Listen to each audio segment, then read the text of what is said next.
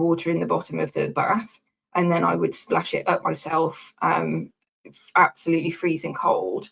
And I would wash myself in stages, and then I'd do my hair separately. So I'd use like a 2-litre bottle of Coke and fill that with water, and then I would wash my hair with soap, with a bar of soap, because I didn't have anything else.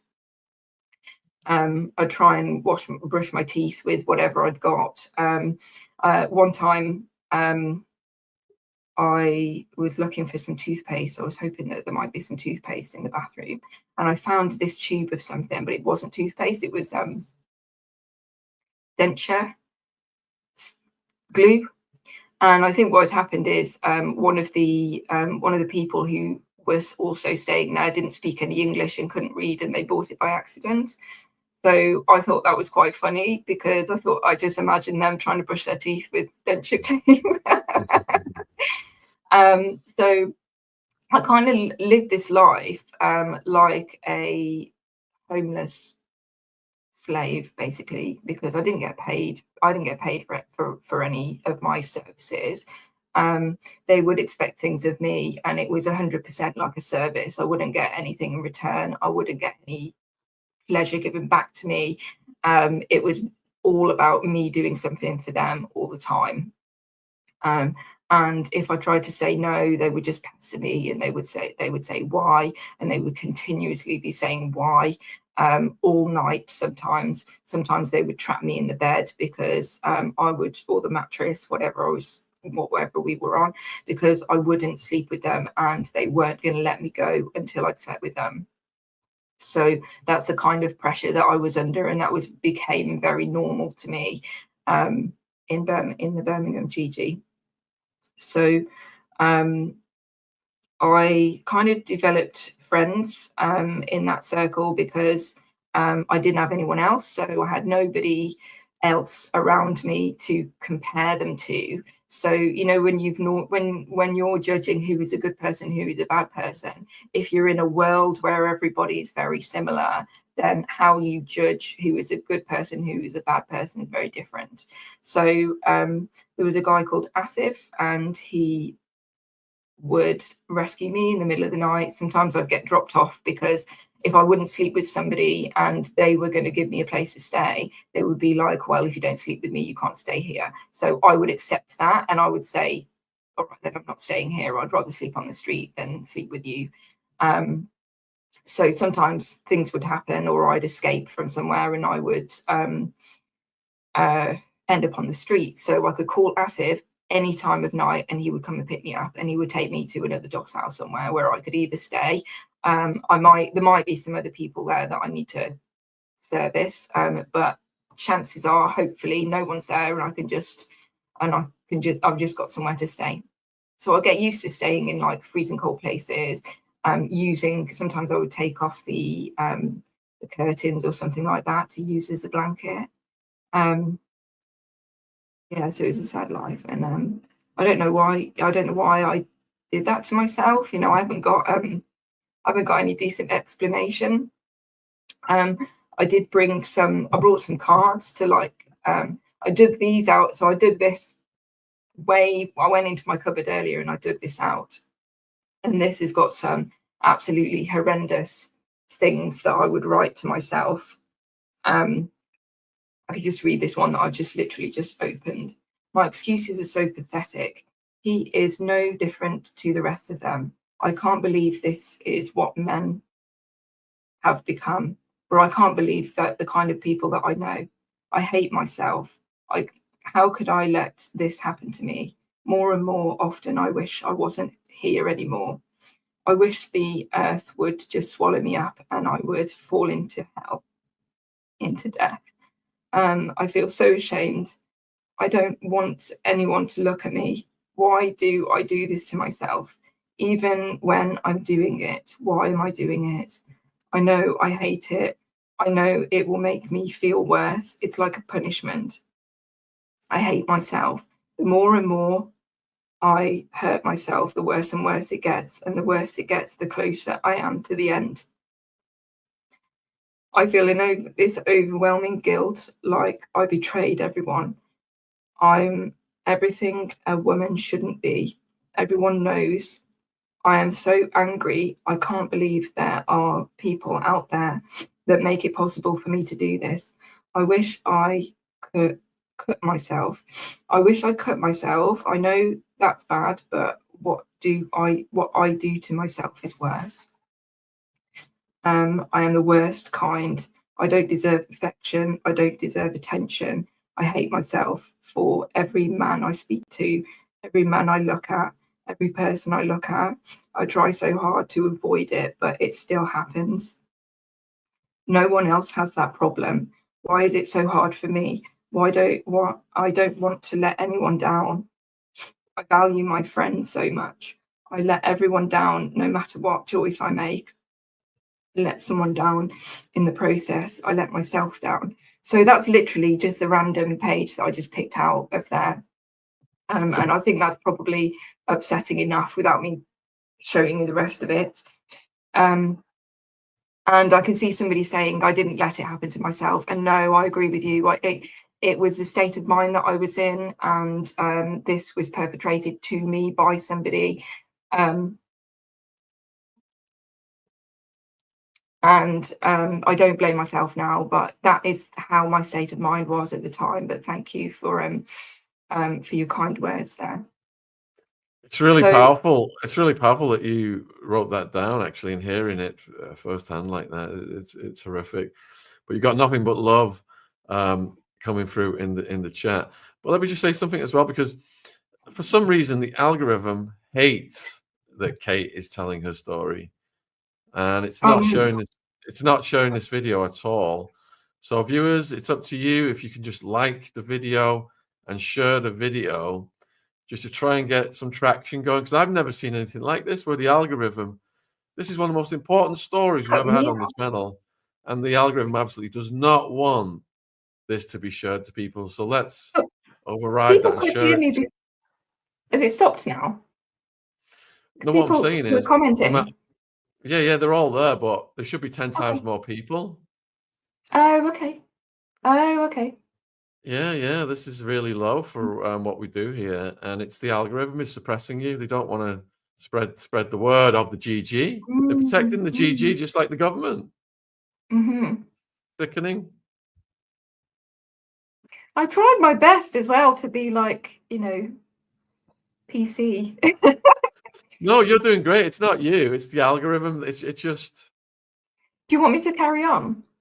Absolutely. Or are you just waiting to try and get me?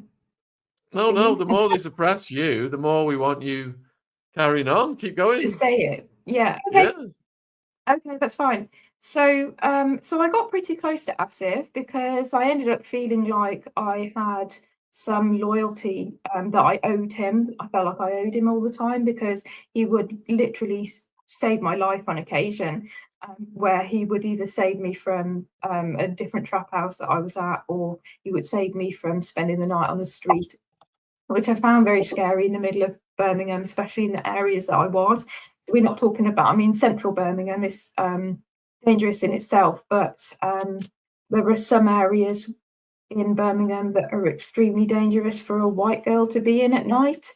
And I would experience some scary things on the street. Luckily nothing happened, but I would have like somebody intentionally follow me, somebody staring at me. I would have several people following me at some points. Like I would manage to get rid of one of them, and then another one would turn up. It got to the point where I developed this tactic on the street, which is a bit. I think to myself, I was such a country girl that I had to make up my own streetwise rules. So I would run everywhere, and I would make it look like I was on a mission, not that I was like away, didn't know where I was going. So I tried to make it look like I knew where I was going and I was running. And the idea being people wouldn't think that I was vulnerable because like I was looking spaced out or looking vulnerable, and people would think that people wouldn't have time to start thinking about asking me questions because I was running. So I would like run past them as quickly as I could. And I wouldn't stop if I was waiting for a bus. I wouldn't stop for a bus. I would like literally walk until the next bus stop. So I wouldn't stop at the bus stop and wait for the bus. I would carry on walking in the direction I was going until the bus came. I mean, there was a million times where the bus would come while I was in between stops, and then that was just bad luck. And I'd either be like running or I'd just miss it, you know. But I would rather do that than stand and wait at a bus stop because it was so dangerous. So Asif would pick me up. He would take me somewhere. I would have to give him a sexual favor in return for that. So there was always some kind of payment that was required from me. Yeah, but he would rescue me, and then I would be potentially safe, and I could snuggle up with my curtain in a trap house somewhere. And then Asif invited me to Morocco, and they were telling me about this trip, and they were telling me for a while, like a group of them, and they were all going on this trip to Morocco just for a couple of days. They said they told me loads of reasons why they were going, so I never really got to know what the real reason was that they were going. So they kind of said that it was to bring back a van, but they also said that it was to do a drug deal or do some drug smuggling or something like that in the van. They told me a bunch of lies. They told me that it was going to be like we were going to be in a hotel and it was going to be fine and that no payment was needed. And then I got to the airport and they basically took all my money off me and got me on the plane, and then sort of was horrible to me the whole time we were there. There were two Moroccan men that they wanted me to do favors for. So I was lucky and I was unlucky in a way because I had to do favors for one. Then when it came to the second one, the first one gave me a tip off on what night he was going to come and got me to lock the door. So he asked me to lock the door. I locked the door. This was when I was alone. He said, tonight, when you're on your own, lock the door in the bedroom and do not open it because this guy's going to come. So the guy came, he was knocking the door, he was banging the door, he was trying to wake me up, he was trying to get me to answer the door, he was very angry. And I was absolutely terrified. And I was really, really depressed as well. I was really, really struggling with my mental health. We were really high up. We were like on a, I don't know, 9th floor or something like that. And at one point I was standing on the other side of the rails of the balcony because I was going to jump. And the only reason that I didn't was because I just thought about my family and how weird it would be for them to find out, if they did ever find out where I went, that I was in Morocco. And they'd want to know how I died, and they probably never find out. So I thought if I am gonna sorry, I just realized I shouldn't have said that. If I am gonna unalive myself, then I should come at least do it in the UK so that I'm like somewhere that my parents can find me. So I didn't. Luckily. Morocco was quite horrible. They made me wear these dresses that were see-through, and they ridiculed me for that. And I had to go out wearing them. It was really embarrassing. And they kept going to clubs, but they wouldn't let me come to the club with them. Obviously, I didn't actually want to go to clubs, but they were going to clubs every night.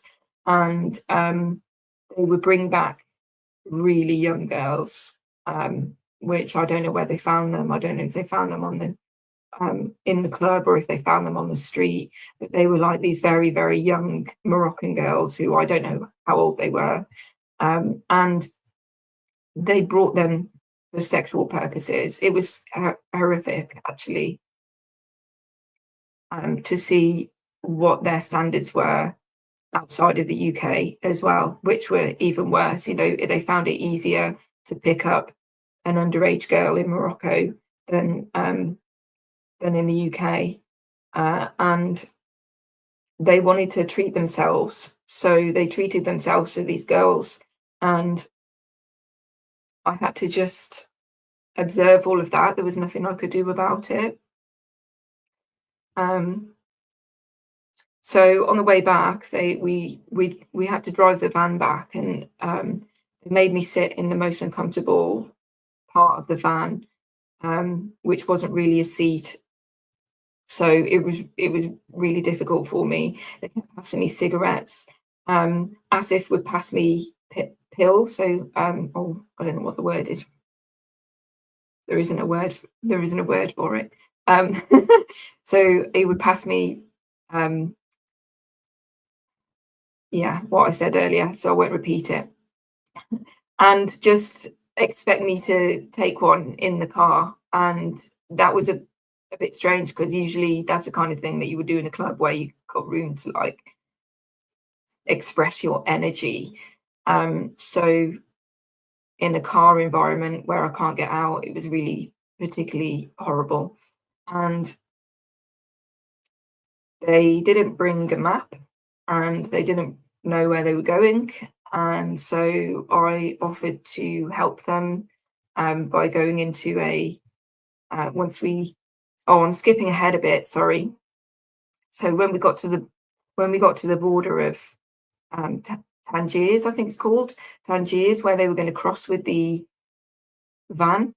So then there was a sniffer dog, and they were spraying the inside of their suitcase with like an aerosol, and really worried about this sniffer dog. And they gave there were two men there. They gave the two men the rest of my money, and then they made me. So the two guards essayed me as well. So I had to, like, as payment or whatever, to get the drugs across the border after the sniffer dogs had found us. So that was pretty awful. So then we got into Spain, and that's when they realised they didn't have a map, and they didn't know what they were doing, and they didn't know where they were going. So they so then I offered to find out. I was hoping that when I went into an internet cafe, that this is before smartphones and before we had like GPS and stuff like that. So I went into a internet cafe, and I was hoping they had a printer so I could just print off a map, but they didn't. So the only alternative I could think of was if I write down all the towns that were going in the right direction, then we could follow the signs. So anyway, that was working pretty well until they stopped listening to me. So they got annoyed because I was giving directions, and I'm a woman and I've got no worth, and they just kept telling me to shut up. And I tried to tell them they were going the wrong way, and they wouldn't listen to me. So we went the wrong way for probably about 3 hours, and ended up on sorry, no, I'm just laughing because we went the wrong way, and I just thought it was funny because I had to laugh at them because I could see the signs. So they made me sit like going the wrong way in the van, and I could see the signs to where we were supposed to be going on the opposite side of the road, and we went the wrong way for hours, and we ended up on the west coast of the west coast of Spain. So we ended up on the west coast of Spain, and we're going back to England, which is like north and to the maybe it's a bit northeast, because we were going to get to France and then have to go from France to Calais, and we ended up on the west coast of Spain. So I did find that quite funny. Oh, especially God. given everything I had been through as well. So I like, whenever I look back on that time, it's actually, you know, ended on a good note for me, but only because, you know, I could kind of get my comeuppance. It wasn't my idea, and they probably should have obviously been punished worse than that, but it was like one moment that I had where I could laugh to myself. So when we finally got back into the UK, when we got, they wouldn't let me wash, so they kept stopping at a. It took about 3 days, and they kept stopping at places to have a shower. There were so many of them that I would have to wait until they had finished before I could have a shower, because there weren't enough, and then they wouldn't wait for me, so they wouldn't let me shower, so I couldn't have a shower for like 3-4 days. And then when we were